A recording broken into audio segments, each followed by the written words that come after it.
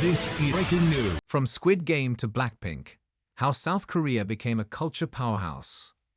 Even Barringer was 14 years old when he stumbled onto Full House, a South Korea romcom where two strangers are forced to share a house. Sitting in his house in Memphis, he hit play assuming it was an Asian remake of a beloved American sitcom from the 1980s. It wasn't until the third episode that he realized they had nothing in common save the name. But he was hooked.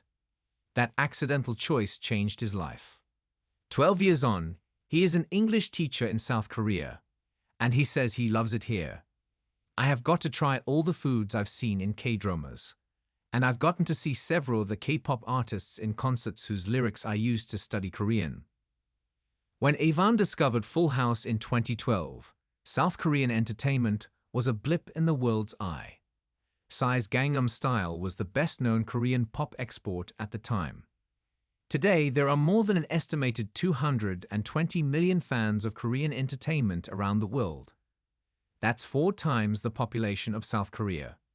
Squid Game, Netflix's most popular show ever, has just returned for a much-anticipated second season. How did we get here? The so-called Korean wave swept the world, experts say, when the success of streaming met American-inspired production value. And Korean entertainment, from pop music and mushy dramas to acclaimed hits built around universal themes, was ready for it. BTS and Blackpink are now familiar names on the global pop circuit. People are swooning over sappy K-dramas from Dubai to India to Singapore. Overseas sales of all this Korean content, including video games, is now worth billions. Last month, after 53-year-old poet and novelist Han Kang won the Nobel Prize for her literature, online boards were full of memes noting South Korea's culture victory, a reference to the popular video game series Civilization. And there were jokes about how the country had achieved the dream of founding father Kim Koo, who famously wrote that he wished for Korea to be a nation of culture rather than might. As it turns out, this moment had been in the making for years. After South Korea's military dictatorship ended in 1987, censorship was loosened and numerous TV channels launched. Soon, there was a generation of creators who had grown up idolizing Hollywood and hip-hop, says Hae-sung Chung, associate professor of Korean film studies at the University of Buffalo. Around the same time, South Korea rapidly grew rich, benefiting from an export boom in cars and electronics. And money from conglomerates, or chaebols as they are known, flowed into film and TV production, giving it a Hollywood-like sheen. They came to own much of the industry, from production to cinemas. So they were willing to splurge on making movies without worrying much about losses, Prof. Chung says.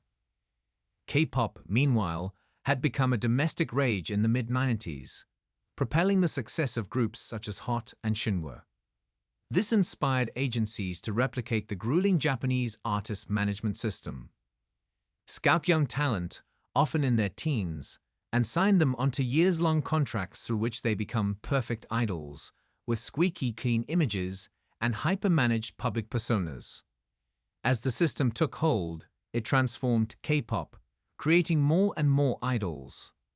By the 2000s, Korean TV shows and K-pop were a hit in East and Southeast Asia. But it was streaming that took them to the world and into the lives of anyone with a smartphone.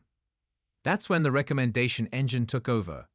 It has been key in initiating Korean culture fans, taking them from one show to the next, spanning different genres and even platforms. Evan says he binged the 16-hour-long episodes of Full House.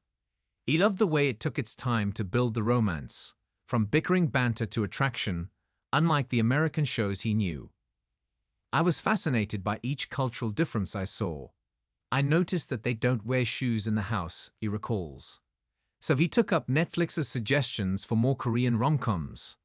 Soon, he found himself humming to the soundtracks of the shows and was drawn to K-pop.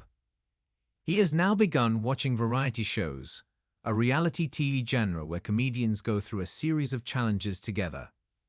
As they work their way through the recommendations, Fans are immersed in a world that feels foreign yet familiar, one that eventually includes kimchi jjigae, a spicy kimchi stew, and kalguksu, a seafood and kelp noodle broth. When Mary